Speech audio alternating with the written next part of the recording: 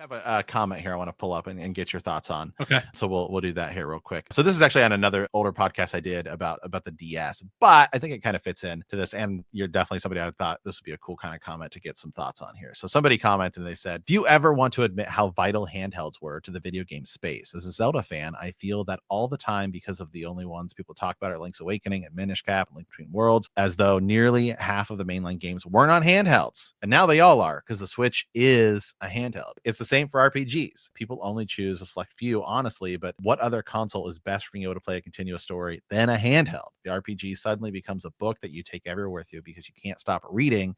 And if the designers did things correctly, then it's easy to pick it up and put it down as needed." So this was originally on a video on a thing I did about the Nintendo DS, talking about like, some of my favorite DS games. But I think, the Switch actually, and this is one of the biggest technical advantages to the Switch to me. I don't know how it works on Steam Deck. Maybe it's the same, but the quick save, like on Switch, where you just hit like the power button and you pick it back up.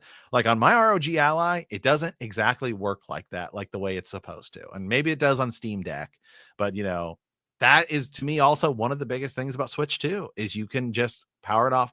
You're right where you left off. And that to me was something that made a game like Breath of the Wild so cool, or a game like Octopath Traveler, or any of these RPGs. It's like, oh, you just pick right up where you left off. Right. Yeah, I think there's a lot of criticism about Nintendo remaking or porting a lot of games that you've played 20 years ago. Yeah. Yes.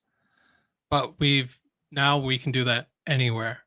Yeah. We can pick up a lot of games that we might not have played or enjoyed at the time, and now we can do them anywhere in the world on the go.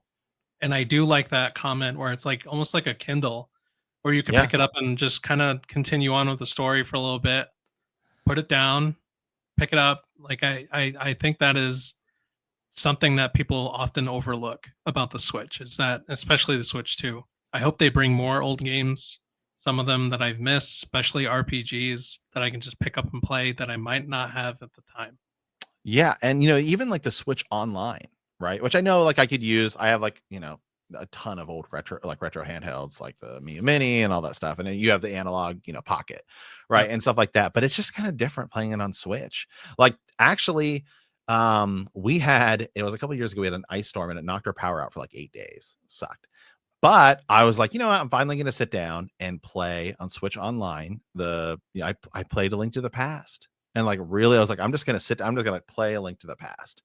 And it was really, it was really like the first time I kind of actually sat down and played like straight through that game as its own experience.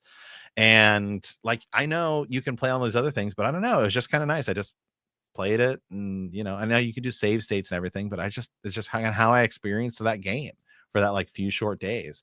And it was just such a fun thing, to do. And it was the same with RPGs too, like Octopath Traveler and Pokemon and Bravely Default and all this stuff. And yeah, right now I'm doing it with this, and it's like I can do it with Cyberpunk.